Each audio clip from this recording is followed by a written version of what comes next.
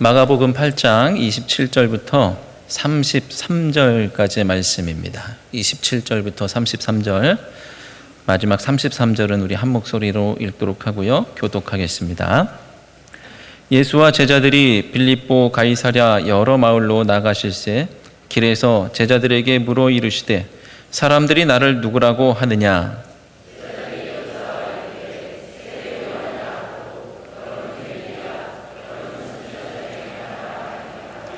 또 물으시되 너희는 나를 누구라 하느냐?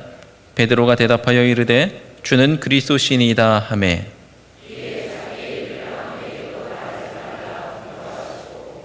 인자가 많은 고난을 받고 장로들과 대제사장들과 서기관들에게 버림받아 죽임을 당하고 사흘 만에 살아나야 할 것을 비로소 그들에게 가르치시되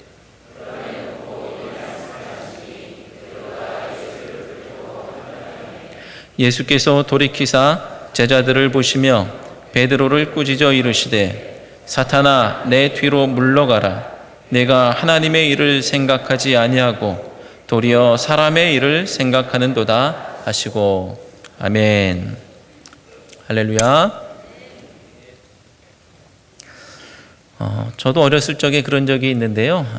어머니께서 일을 나가실 때 어머니 바지자락을 붙잡고 가지 말라고 하면서 땡깡 부리면서 울었던 적이 있습니다.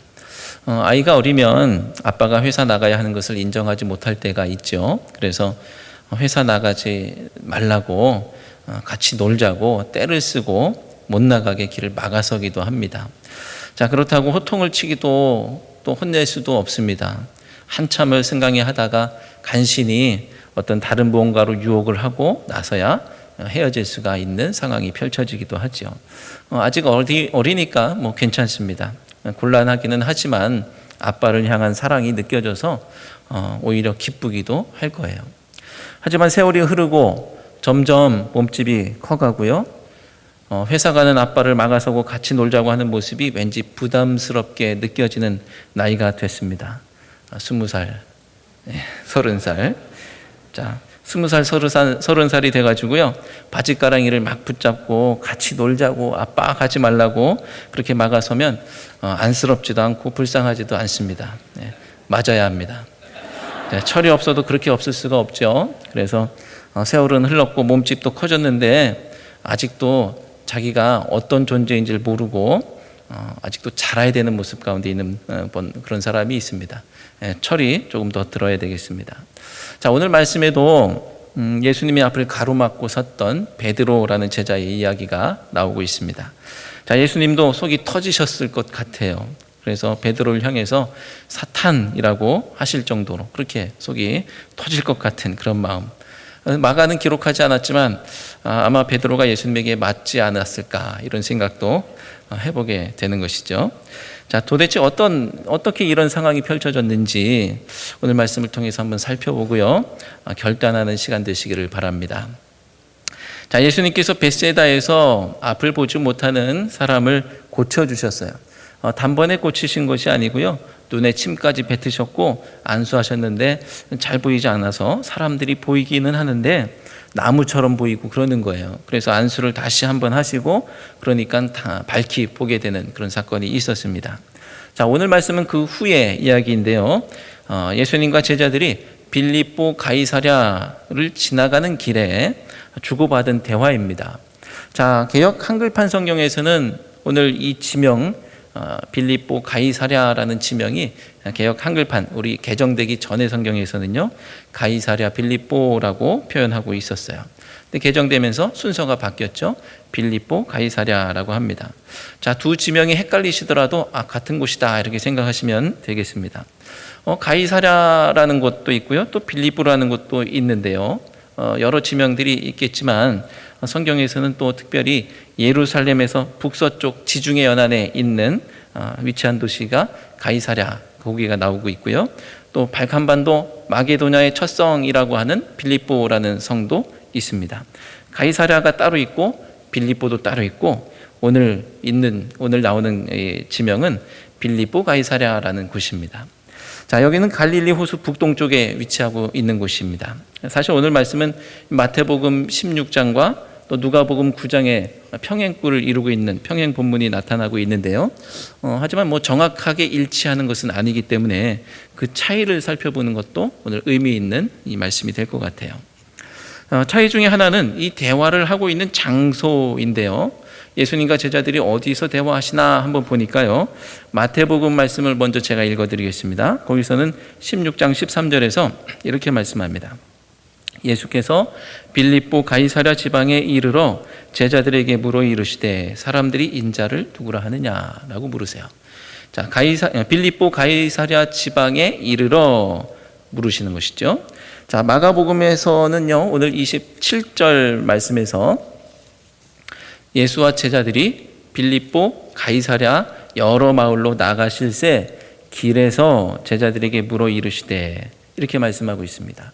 자, 빌립보 가이사랴 여러 마을로 나가실새 길에서입니다. 자, 누가복음에서는 장소가 그렇게 중요하지 않았는지 잘 언급되지 않고요. 그 앞에 있는 말씀 베세다의 지역에서 이제 계속 이어지는 말씀으로 나오고 있는 것을 보게 됩니다. 자, 예수님과 제자들이 이 예수님의 정체에 대해서 대화하고 있는 장소에 대해서요. 마가복음에서는 특별히 길에서 이 길이라는 것, 그것이 이루어지고 있는 장소가 길이라는 것을 강조하고 있습니다. 길에 대한 이야기는 마가복음의 8장에도 나오고요, 9장에도 나오고 또 10장에도 나오는 이야기예요. 대신에 다른 복음서에는 나타나지 않는 개념입니다. 자, 마가는 예루살렘에 이르기까지 이 맹인을 고친 이야기로부터 맹인인 바디메오를 고치는 이야기까지를 이 길을 걷는 여정으로, 길을 걷는 여행으로 풀어내고 있는 것이죠.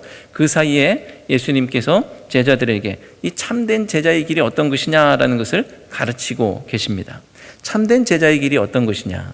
자, 사실 마가복음에서 제자들은 보아도 보지 못하고 들어도 깨닫지 못하는 사람이에요. 무지한 사람들로 계속적으로 나오고 있습니다. 자, 그래서 이 여행의 시작과 끝에서 맹인의 눈을 뜨게 하셨던 것처럼 이 제자들의 눈도 뜨게 하시려는 것, 그것이 예수님의 목적인 것이죠. 자, 여러분의 인생길은 누구와 함께 걷는 여정이십니까? 예수님과 이 제자들이 이 길을 걸어가 나가서 그 길 가운데에서 예수님께서 그들의 눈을 뜨게 하셨는데 우리도 이 인생길을 걸어가고 있죠. 그런데 누구와 함께 걷고 계십니까? 그리고 어디를 향하고 계십니까? 바라기는 예수님과 함께 걷는 인생길 되시기를 바라고요. 밝히 눈을 떠서 주님께서 가리키는 그곳을 향해서 곧장 달려가는 인생 여정 되시기를 주님의 이름으로 축원드립니다. 자, 예수님은 길에서 제자들에게 두 가지 질문을 하셨어요. 오늘 말씀에 첫 번째 질문은 사람들이 나를 누구라 하느냐라고 물어보셨고요. 두 번째 질문은 너희는 나를 누구라 하느냐라고 물어보시는 거예요. 자, 제자들에게 다른 사람들과는 다른 어떤 대답을 기대하셨던 것이겠죠. 28절에서 전하고 있는 이 사람들의 대답, 이게 어떤 것이냐 하면요, 세례 요한이라 하고 더러는 엘리야, 더러는 선지자 중에 하나라, 이렇게 대답을 한다고 전해주고 있습니다. 자, 그런데 이것은 그 전 말씀을 기억하실지 모르겠지만 마가복음 6장에서 이 예수님께서 제자들을 파송하시고 회개하라고 그리고 복음을 전파하시면서 이 예수님의 이름이 다 많이 드러나기 시작했을 때 사람들의 반응하고 일치하는 거예요. 예수님께서 제자들을 파송하시고 예수님의 이름이 드높아졌습니다. 그랬더니 6장 14절 15절 16절 그 이하의 말씀에서 헤롯 왕이 예수님에 대해서 이 세례 요한이 살아 돌아온 것 아닌가, 이렇게 두려움 가운데 그렇게 얘기하고 있어요. 세례 요한 아닌가. 그리고 사람들은 예수님에 대해서 엘리야나 선지자 중에 하나 아닌가, 이렇게 생각하고 있는 것이 이미 6장에 나왔는데 오늘 똑같이 나오고 있습니다. 자, 예수님 이름이 드러나고 예수님의 능력이 드러났음에도 불구하고 그때 모두가 다 예수님에 대해서 바른 고백을 하고 있는 것은 아닌 것을 보게 되는 것이죠. 자, 교회에 나와서 능력을 경험하고 치유를 경험하고 하나님이 살아계심을 경험했지만 그의 신앙이 예수님에 대한 바른 고백으로 이어지는 것만은 아니더라는 거예요. 우리는 그것을 경험을 통해서 알고 있죠. 자, 예수님과 함께하고 예수님과 시간을 같이 보내고 예수님의 말씀을 듣고 자라다 보면 그래도 예수님에 대해서 바른 고백을 할 수 있게 되지 않겠습니까? 그러니까 교회 생활 열심히 하시고 오늘 아침 말씀처럼 어찌 됐든지 교회에 나와서 붙들려 있으시다 보면, 활동하시다 보면 그래도 예수님에 대해서 밝히 보게 될 줄로 믿습니다. 자, 그래서일까요? 우리 제자들 베드로가 예수님과 열심히 함께하고 따라다녔더니 29절에서 이런 고백을 하게 되죠. 29절에서 뭔가 다른 모습을 보여줍니다. 사람들하고는 달랐어요. 29절을 함께 읽겠습니다. 또 물으시되 너희는 나를 누구라 하느냐? 베드로가 대답하여 이르되 주는 그리스도시니이다. 아멘. 아멘. 자, 마태복음 말씀에 익숙하신 분들이라고 한다면 조금 다르다라는 사실을 좀 아실 수 있을 텐데요. 마태복음 16장 16절에서는 주는 그리스도시요 살아계신 하나님의 아들이시니이다라고 고백하고 있는 것을 볼 수가 있습니다. 우리는 그것을 신앙 고백의 모범이다라고 할 정도로 아주 귀한 고백이고요. 마가복음에 비해서는 조금 더 풍성해진 고백이 되죠. 하지만 이어지는 말씀을 보면 조금 의아하게 됩니다. 30절 말씀을 함께 읽어보겠습니다. 30절. 이에 자기의 일을 아무에게도 말하지 말라 경고하시고. 아멘. 좀 더 쉽게 말하면 어디 가서 그런 얘기 하지 마라, 이 얘기예요. 베드로가 고백을 했습니다. 주님은 그리스도십니다 라고 고백했는데 예수님께서 너 어디 가서 그런 얘기 하지 마. 자, 예수님께서 왜 아무에게도 말하지 말라고 하시는 것일까? 두 가지 가능성이 있겠죠. 첫째는 베드로의 고백이 정말 참이기 때문에, 참인데 뭐 시기가 안 맞든지 아니면 나중에 좀 얘기했으면 좋겠다든지 뭐 그런 이유도 있을 수가 있겠습니다. 또 다른 하나는 참이기 때문이 아니라 베드로의 고백이 틀렸기 때문에 그럴 수도 있겠죠. 틀렸으니까 너 그런 얘기 어디 가서 하지 마 이렇게 말하는 것일 수도 있겠죠. 자, 베드로의 고백에 문제가 있다는 것인지 없다는 것인지, 사실 이 마가복음에서는요, 이 베드로의 고백은 잘못된 고백입니다. 이 부분은 마태복음과의 또 하나의 차이가 되는 것이죠. 마태복음에서는요, 이 베드로의 고백이 아주 좋은 의도로, 좋은 모습으로 나오게 됩니다. 자, 베드로의 고백이 잘못됐다고 하는 데는 두 가지, 마가복음에서 잘못됐다고 하는 데는 이 두 가지가 이유가 있는데요. 첫째는 예수님께서 30절에서 베드로에게 아무에게도 말하지 말라고 경고하셨기 때문이에요. 자, 그럼 이렇게 말씀하실 수도 있을 겁니다. 목사님, 이 마가복음에서만 예수님께서 경고하신 것이 아니고 마태복음 16장 20절에서도 예수님께서 베드로에게 말하지 말라고 경고하셨는데요 라고 말씀하실 수가 있습니다. 자, 우리는 이럴 때 원어를 뒤적거리게 되는데요. 마태복음에서 경고라고 번역한 원어는 무엇이냐 하면, 어려우니까 제가 보고 읽겠습니다. 디에스테일라토라는 단어예요. 디에스테일라토, 이것은 지시하고 또는 경계하는 그런 이야기입니다. 지시하는, 하지 마라 라는, 어떻게 보면은 어떤 의미가 담겨 있지는 않죠. 그냥 그렇게 지시하신 거예요. 자, 그러니까 마태복음에서 경고하셨다라는 표현은 크게 무리가 없는 번역 같아요. 자, 하지만 마가복음 8장 30절에서 경고라고 번역한 이 단어의 원어는 에페티메센이라는 다른 단어입니다.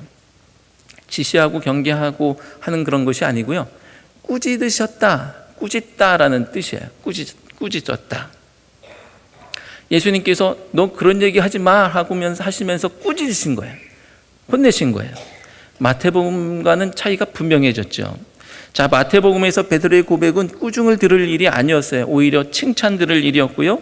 베드로를 향해서 복되다고 예수님께서 말씀하셨고, 이 반석 위에다 교회를 세우겠다고 말씀하셨고, 심지어는 천국의 열쇠까지 주시겠다고 말씀하셨고, 땅에서 무엇이든지 메고 풀면 하늘에서도 메고 풀릴 것이다라고 말씀해 주셨어요.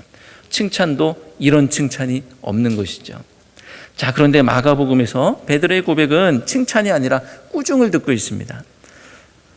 그렇게 꾸중을 들어야 할 만큼 잘못된 고백이고 아무에게도 말하면 안 될 잘못된 고백이에요. 도대체 무엇이 어떻게 잘못된 것일까요? 마가복음에서 예수님을 향해서 고백한 주님, 또 그리스도, 이런 표현은요, 마태복음에서는 또 이런 표현이 추가됐죠. 살아계신 하나님의 아들, 이런 표현은요, 당시 로마 황제에게만 붙였던 칭호입니다. 그런데 이 로마 황제나 그렇게 불릴 수 있는데, 베드로가 지금 예수님에게 그리스도, 구원자라는 뜻인데요, 그리스도라고 말하고 있는 거예요. 이것은 예수님을, 이 예수 그리스도 숭배의 아주 고귀한 신앙 고백이라고 볼 수도 있겠지만, 마가복음은 그렇게 생각하고 있지 않습니다. 베드로의 고백이 잘못됐다는 것은 이 예수 그리스도를 황제의 대체자 정도로 생각하고 있기 때문이라고 보는 것이죠. 자, 진정한 구원자, 우리가 생각하고 있고 예수님도 동일하게 생각하고 있는 그 구원자로 베드로가 고백한 것이 아니라, 베드로는 황제를 대체할 수 있는 다른 의미로서의 예수님을 보고 있다라고 보는 것이죠. 자, 베드로와 제자들이 예수님에게서 황제를 본 것입니다. 예수님에게서 로마 황제 지배체제의 가치를, 어떤 뒤없는 새로운 세상을 여는 기대, 새로운 세상을 여는 가치를 본 것이 아니라 로마 황제의 지배체제를 고스란히 예수님, 그리고 예수 그리스도의 지배체제로 이름만 바꾸는 모습인 거예요. 자, 이 세상의 것은 그대로 있고 그 황제를 쏙 빼고 예수님만 거기 얹어 놓는 그런 모습, 그것이 바로 베드로의 기대였던 것입니다. 자, 그래서 이 땅에서 무력으로 이 땅을 정복하고 예수님이 왕 되시면 좋겠다라는 것이 제자들의 모습 아니었습니까? 쉽게 말하면 제자들은 예수님만 주실 수 있는 새로운 것을 기대한 것이 아니라 로마와 세상 가치를 통해서 얻었던 것들, 이미 얻고 있는 그런 것들을 고스란히 예수님에게 기대하고 있었던 거예요. 우상 숭배하듯 하나님을, 또 예수님을 믿습니다. 그리고 나중에는 예수님의 자리에 황제의 자리를 집어치우고 예수님을 앉혀 놓은 것처럼 예수님을 치우고 거기에 다른 신이라도 앉혀 놓을 수 있을 만큼, 그럼 전혀 문제가 되지 않는 그런 모습이었던 것이죠. 자, 예수님을 믿는다고는 하는데 믿기 전에 세상의 헛된 기대와 신앙 체계를 그대로 가져와서 숭배하던 우상의 자리에 그대로 예수님을 앉혀드리고 내 삶을 뒤집어 엎는 일들은 거절하는 모습입니다. 자, 베드로가 고백하는 그리스도, 이것은요, 자기가 믿고 싶은 대로 믿는 그리스도였던 것이죠. 남묘호랭개교라는 종교가 있죠. 흔히 어르신들은 남묘호랑교 이렇게 표현하시기도 하는데, 남묘호랭개교회 갔다 오신 어떤 분이 저한테 그런 말씀을 하세요. 목사님, 교회하고 똑같아요, 이런 말씀을 하세요. 뭐가 교회하고 똑같나 하고 들어보니까 거기서도 기도하면 다 된다고 하고 열심히 기도하더라고요, 이렇게 얘기하시더라고요. 저는 그 말을 들으면서 그분이 믿는, 또 그분의 신앙이 어떤 것인지 짐작을 할 수가 있었어요. 그분에게 예수님은 대체 불가의 분이 아니시고 그냥 누구도 예수님을 대신할 수 있는 그런 모습일 수도 있는 거였어요. 그것이 무엇이 됐든 내 뜻을 이루기 위한 수단과 도구가 된다면 바로 예수님의 자리를 대신할 수 있겠다, 이런 생각을 하게 된 것이죠. 자, 하지만 예수님은 세상 가치가 지배하는 곳에서, 세상 가치가 정해놓은 규칙 안에서 열심히 하나님 믿어서 세상에서 높아지는 것을 추구하신 것이 아니고요, 우리에게 저편으로 건너가자라고 하셨어요. 저편으로 건너가자. 여기에서 아둥바둥 그게 아니고 저편으로 건너가자. 옛삶에서 떠나라고 하셨습니다. 그리고 내 이전의 삶을 뒤집어 엎으라고 하셨어요. 그리고 새로운 세상을 꿈꾸고 하늘 가치를 꿈꾸라고 하셨어요. 자, 그런데 베드로는 여전히 그것을 모르고 있습니다. 자, 그래서 예수님이 지금 아주 중요한 얘기를 하시게 되는데 31절 말씀이죠. 31절 말씀을 함께 읽겠습니다.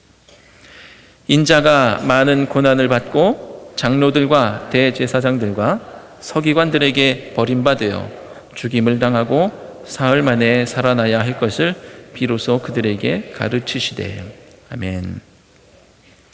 자, 마가복음 8장 22절부터 10장 끝에까지, 10장 52절까지 이 예루살렘을 향한 여정, 이 여행 속에 담긴 이 마가복음의 중간 토막에서는요, 예수님께서 고난받으시고 죽임당하시고 결국은 사흘 만에 부활을 하실 것이다 라는 이 이야기는요, 이 순환 예고가 3번 등장합니다. 지금 8장에서 한번 등장하고 있고요, 9장에서도 한번 나오고 또 10장에서도 한번 나오게 됩니다. 드디어 오늘 첫 번째 순환이 예고되고 있습니다. 자, 베드로가 생각하는 구원자상이 마치 로마 황제 같은 모습이라고 그런 것을 예수님께서 확인하신 후에 예수님께서는 사실 이 고난과 십자가를 지셔야 하는 이 구원자로 오셨다라는 것을 말씀하고 있는 거예요. 황제의 모습하고는 다르다라는 얘기를 하고 계시는 것이죠. 지금까지처럼 제자들이 좀 깨달았으면 좋겠다는 마음으로 바로 잡아주고 계시는 거예요. 자, 하지만 예수님께서 십자가를 지신다는 것은 이전 생각과 사고방식, 이전의 가치체계 안에 있는 사람들에게는 있을 수가 없는 일이에요. 그래서 그런지 납득하기 어려운 이 예수님의 말씀 앞에서 베드로가 많이 화가 난 것 같아요. 자, 그래서 32절의 말씀을 하죠. 32절 함께 읽겠습니다. 드러내놓고 이 말씀을 하시니 베드로가 예수를 붙들고 항변하매. 드러내놓고 이 말씀을 하시니 베드로가 예수를 붙들고 항변하매. 자, 예수님을 붙들고 항변했다. 새 번역에서는요, 예수를 바싹 잡아당기고, 예수를 바싹 잡아당기고 그에게 항의하였다, 이렇게 번역하고 있고요. 공동번역 개정판에서는 예수를 붙들고 그래서는 안 된다고 펄쩍 뛰었다, 이렇게 번역하고 있습니다. 저는 이 말씀을 들으면서 저만 멱살잡이 같은 게 생각나는 것인지 모르겠어요. 마치 베드로가 지금 예수님의 멱살이라도 잡고 있는 그런 모습 같아요. 사실 32절에서 이 항변했다라고 하는 번역된 이 단어는요, 자, 30절에서 예수님께서 베드로를 꾸짖을 때 사용하셨던 단어, 30절에서는 경고라고 표현하셨지만 그것이 사실은 꾸짖었다라는 표현이라고 말씀드렸는데 똑같은 단어예요. 예수님께서 베드로를 꾸짖으셨는데 베드로가 오히려 이제는 예수님을 꾸짖고 있는 거예요. 예수님께서 1장에서 이 귀신을 쫓아내실 때 쓰셨던 단어, 똑같은 단어입니다. 베드로가 지금 예수님을 강하게 꾸짖고 있고요, 예수님의 잘못된 생각을 고쳐 놓으려고 가르치고 있습니다. 베드로에게 잘못된 생각인 것이죠. 베드로가 볼 때 예루살렘까지의 여정을 담은 이 중간 토막은 참된 제자도에 대한 가르침이 집중적으로 나타나고 있는 말씀입니다. 여러분 보시기에는 누가 스승이고 누가 제자 같습니까? 오늘 32절 말씀 보면요, 적어도 베드로는 제자가 아닌 것 같습니다. 그리고 예수님께서 반응하시는데요, 33절 말씀을 함께 읽겠습니다. 33절, 예수께서 돌이키사 제자들을 보시며 베드로를 끄짖어 이르시되 사탄아, 내 뒤로 물러가라. 내가 하나님의 일을 생각하지 아니하고 도리어 사람의 일을 생각하는도다 하시고. 아멘. 지금 이 순간 베드로가 제자가 아닌 것은 33절 말씀에서도 나타나고 있는데요, 32절에서는 예수님을 향해서 꾸짖고 가르치고 있는 모습을 보니 제자가 아닌 것 같고, 33절에 보니 제자는 스승을 따르는 사람인데 지금 베드로는 예수님의 앞을 가로막고 있어요. 그러니까 뒤로 가라고 예수님께서 말씀하고 계시는 것이죠. 앞을 가로막고 있습니다. 그리고 예수님께서 자기를 따르라고 하고 있는 거예요. 그렇게 하시면 안 됩니다. 저를 따라오십시오. 그러니 예수님께서 가만히 계실 수가 없겠죠. 그래서 베드로를 향해서 사탄이라고까지 하면서 하나님의 일을 생각하지 않고 사람의 일만 생각하고 있다고 꾸짖고 계시는 거예요. 이것은 30절에서 경고라고 표현되고 있는 꾸짖음하고 같은 단어, 32절에서 베드로가 항변하고 있는 그 단어하고 같은 단어, 예수님께서 또 꾸짖는 표현을 하고 계십니다. 예수님은 베드로를 책망하지 않으실 수 없었던 것이죠. 자, 그래서 오늘 본문 제목을 붙인다고 한다면 최소한 마가복음에서는요, 베드로의 신앙 고백이 아니고 어떤 학자는 이렇게 제목을 답니다. 예수님과 베드로의 대결이라고 오늘 본문의 제목을 달아요. 오늘 본문의 분위기가 이렇게 험악합니다. 자, 우리는 사람의 일에 너무나 익숙합니다. 애초에 우리는 하나님의 일을 생각할 수 있는 사람이 아니에요. 예수님이 오셔서 하나님의 일을 보여주시니까 어렴풋하게 그것을 보고 또 계속 보여주시니까 더욱 선명하게 볼 수 있는 것이고 또 보여주시니까 더욱더 선명하게 보게 되는 것이 우리의 모습이죠. 자, 그런데 이렇게 앞을 보지도 못하면서 보여주시지 않으면 볼 수도 없는 사람이 누군가를 인도하려는 모습이 베드로의 모습이에요. 예수님께서는 맹인이 맹인을 인도하면 구덩이에 빠진다고 했는데, 오늘 말씀을 보니까 맹인이 맹인을 인도하는 것이 아니라 맹인이 눈뜬 자를 인도하는 것이고요, 제자가 스승을 인도하겠다고 하는 격입니다. 여러분에게 예수님이 누구십니까? 예수님이 여러분의 제자이십니까? 아니면 스승이십니까? 내가 예수님 앞에 있습니까? 아니면 예수님께서 내 앞에서 내 길을 인도하고 계십니까? 예수님께서 나를 인도하셔야 되는데 내가 그 역할을 대신하고 예수님을 내 마음대로 끌고 가려고 하는 모습이 우리 가운데 없는지 돌아보기를 원합니다. 예수님은 여러분의 인도자요 목자가 되셔야 할 줄로 믿습니다. 예수님을 따를 준비가 되어 있으십니까? 내가 익숙하게 살아왔던 삶의 방식을 뒤로 하고 예수님께서 보여주시는 그 길을 보고 걸을 준비가 되어 있으십니까? 여러분의 대답이 아멘이 되시기를 축원합니다. 자, 예수님은 오늘 본문 안에서 하나는 숨기셨고 하나는 드러내셨습니다. 숨기신 것이 무엇이냐면요, 베드로의 잘못된 고백이었어요. 그래서 30절에서 아무에게도 말하지 말라고 하신 것이죠. 예수님은 이 세상의 원리에 충실한 구원자가 아니었습니다. 이 세상의 원리를 따르는 구원자가 아니었어요. 오히려 그것을 깨뜨리기 위해서 오셨죠. 그래서 예수님은 사람의 일은 아무에게도 말하지 말라고 숨기셨습니다. 하지만 예수님은 고난받으실 것, 그리고 십자가 지실 것은 드러내셨어요. 32절 말씀을 보니까 드러내놓고 이 말씀을 하시니라고 말씀하고 있죠. 31절 말씀을 예수님께서는 드러내놓고 하셨어요. 예수님이 그리스도, 그들이 생각하는 잘못된, 자기들이 믿고 싶은 대로의 그리스도라는 것은 말하지 마, 숨겨라고 말씀하셨는데, 내가 십자가에 져야 되고 고난받아야 된다는 사실은 밝히 드러내셨습니다. 예수님은 사람의 일은 숨기셨지만 하나님의 일을 드러내신 것이죠. 베드로는 정반대였어요. 저와 여러분도 아마 반대가 아닐까 싶습니다. 하나님의 일은 감추고 사람의 일은 드러내고 있죠. 예수님께서 보여주시는 새 삶은 뒤로 하고 옛 삶의 방식으로 살려고 하는 것이 우리의 모습 아닙니까? 어린 아들이 아빠 출근하지 말라고 자기랑 놀자고 하는 것처럼 예수님에게 하나님의 일은 뒤로 미루고 사람의 일이나 하자고 베드로가 그렇게 예수님을 혼내고 있는 거예요. 그러므로 우리의 신앙생활에 중심 이동이 일어나야 할 줄로 믿습니다. 철저히 나 중심이었고 사람의 일 중심이었던 우리의 모습이, 우리의 신앙생활을 하면 할수록 예수님께서 보여주시는 것들을 보면 볼수록 점점 그 중심이 이동하여서 결국은 하나님 중심으로, 하나님의 일 중심으로 옮겨가야 될 줄로 믿습니다.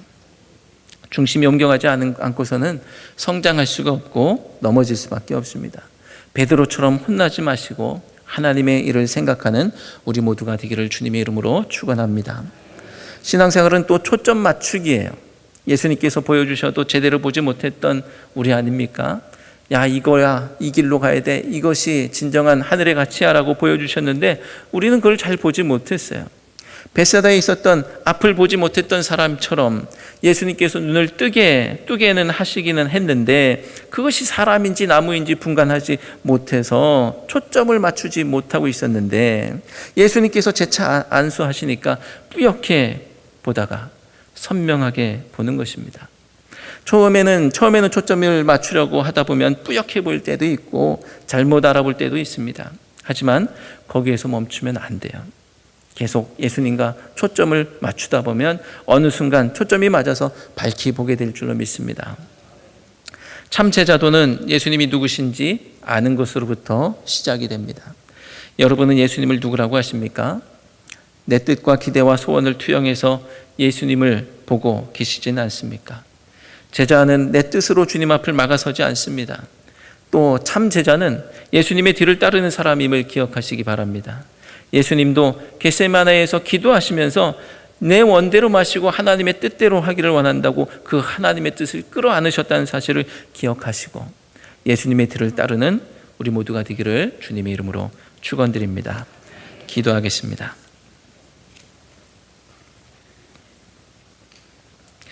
하나님, 너희는 나를 누구라 하느냐는 예수님의 질문에 주는 그리스도시라고 자신 있게 대답했지만 예수님 앞을 가로막았던 베드로처럼 믿는다고 하면서 저희가 예수님의 앞을 가로막고 있지는 않았는지 돌아봅니다.